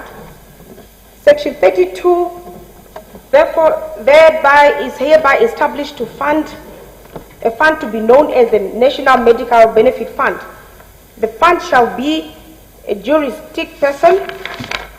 They shall be paid into the fund the prescribed contribution payable to the fund, monies appropriated by Parliament for the purpose of the fund, and interest or dividend earned in terms of Section 16, any fines paid by virtue of penalties imposed under this Act in respect of an offence involving the fund, any other monies which may accrue from any other source. Honourable members, Honourable Speaker, honourable members, why are we not utilising Section 32 of the Social Security Act as a financing mechanism to achieve affordable universal healthcare coverage for the poor Namibians? Good governance is explicitly mentioned in the Sustainable Development Goal 16, that points to the need to develop effective, accountable, and inclusive institutions. However, honourable members, the relationship between governance and health is multifaceted, including broader governance environment, public policies, and those specific to the health sector, and the effectiveness of institutions or organizations. Governance encompasses multiple aspects, such as system of representation and engagement for citizens, accountability mechanisms, power and institutional authority, ownership, political stability, transparency, and the rule of law. It is related to how policies are formulated and implemented, and how regulation is generated and exercised, as well as to the accountability mechanisms of all stakeholders. Honourable members, Namibia faces a disturbing dichotomy between a highly efficient and advanced private health sector and an overstretched and inadequate public health system. Only about 15 to 16% of the Namibian population, the portion covered by the health insurance, has regular access to private health services. The rest of the Namibian population, 84 and 85%, is dependent on a public health system.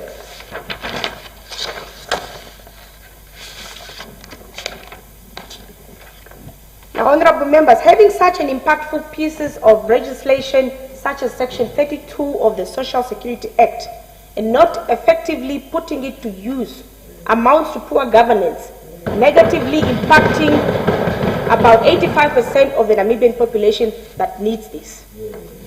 Honourable Speaker, honourable members, it has often been asked whether the Namibian economy can afford to implement a universal healthcare coverage. In answering this question, it should be noted that international experience shows that all countries, irrespective of their level of national income, can take concrete steps related to the objective of the universal healthcare coverage.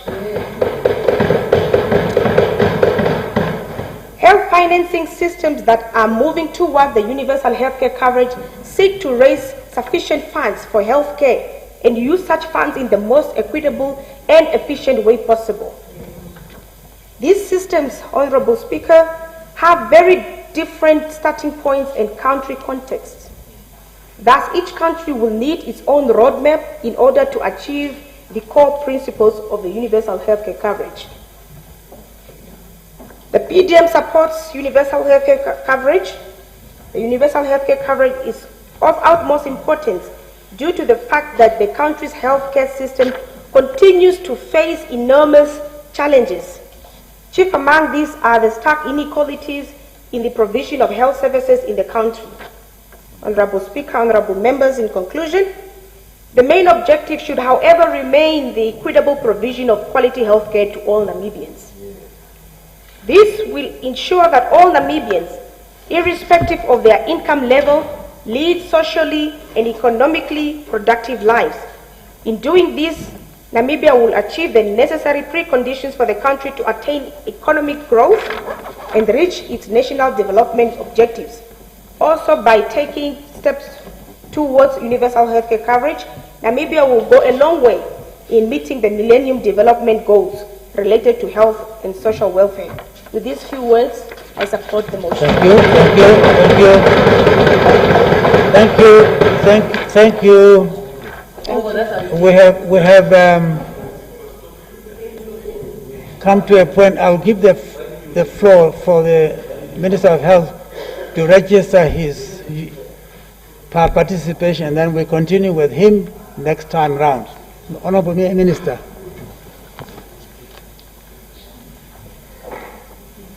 Thank you very much.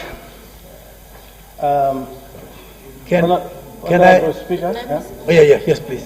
I want you to postpone the. Sorry? I want to register you so that next time round we continue with you because of the time. Okay. Yeah, I thought we would make up by the time because we started late, but I'll postpone. Well, I'm ready to continue for a little while. Can we do that for a little while? No. I think I'll stick. We'll stick to continuing. Yeah. Yeah. So Tuesday, not Wednesday. Tuesday. Thank you. So decided. Now that brings us to the end of the session. The House stands adjourned until next week, the usual time. Thank you.